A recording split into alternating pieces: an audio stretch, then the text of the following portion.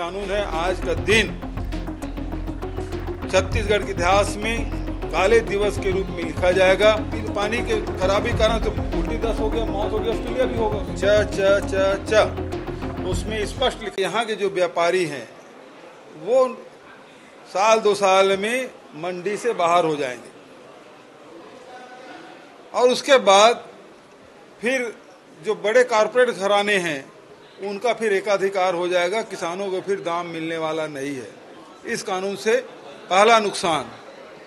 दूसरा ये है, यदि सरकार चाहती है कि किसानों के उपज को कीमत मिले तो ये तय हो जाना चाहिए था कि जितने भी छत्तीसगढ़ में उत्पादन हो रहा है उसका एमएसपी से नीचे कोई खरीदी नहीं होगी। भारत सरकार ने जो एमएसपी तय नहीं किया है वो एमएसपी राज्य सरकार तय कर ले, उससे नीचे ना बेचे, ये सुनिश्चित हो।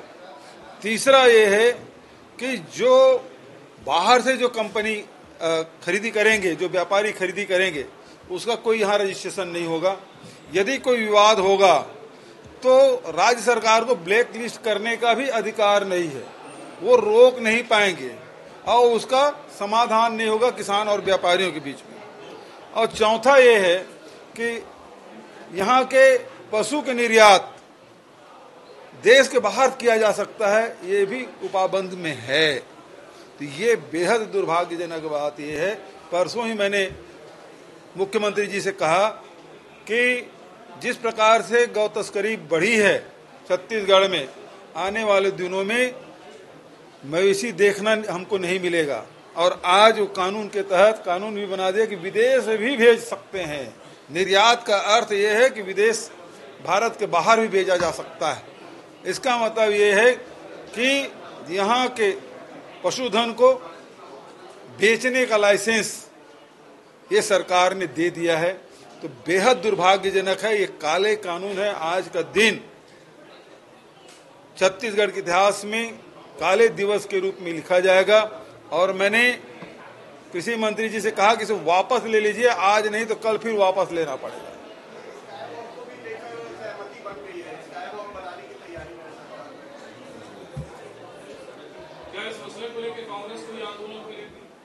अब निश्चित रूप से पार्टी अध्यक्ष उसको तय करेंगे, पार्टी में बात करेंगे, सीएलपी लीडर होंगे, सब लोग होंगे, क्योंकि बड़ा मसला है। मैंने यही कहा कि इस कानून को आनन फानन में लाने की जरूरत नहीं है।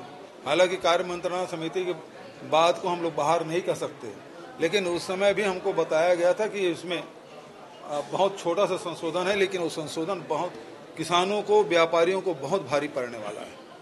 तो ये निश्चित रूप से इस कानून को मैंने विधानसभा में यही कहा कि ये छोटा सा संशोधन भले कर रहे हैं, लेकिन इनका व्यापक असर किसानों पे व लघु अनुपज संग्राहकों पे, गौपालकों पे, व्यापारियों पर पड़ेगा।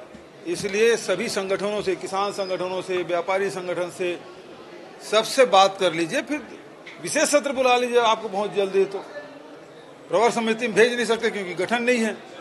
तो इसलिए इसको यहाँ सभी इसको सर्कुलेट किया जाना चाहिए और सभी संगठनों से बातचीत करनी चाहिए, जो कि सरकार ने बहुमत के बल पर इस बिल को पारित किया है, जो काला कानून है।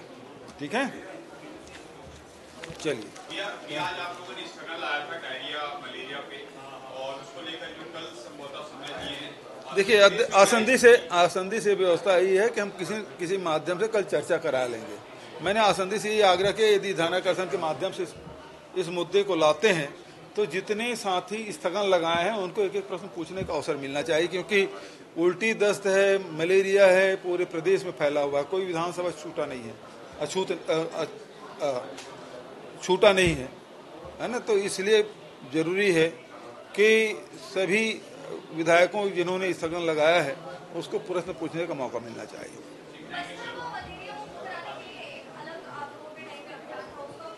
वो बंद है अभी। देखिए, अभी जैसे हम लोग सोनवाही गांव गए थे, बैगा जनजाति का 196 लोगों का टेस्ट किया गया, उसमें 30 लोग पॉजिटिव पाए।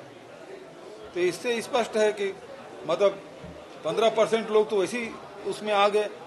जहां भी देखें, जिस क्षेत्र को भी ले लें, खासकर जो जनजाति बाहुल्य क्षेत्र हैं वहाँ अभी मलेरिया का प्रकोप बहुत है, क्योंकि बरसात लगने के बाद घने जंगल हैं, मच्छर बहुत पनपते हैं।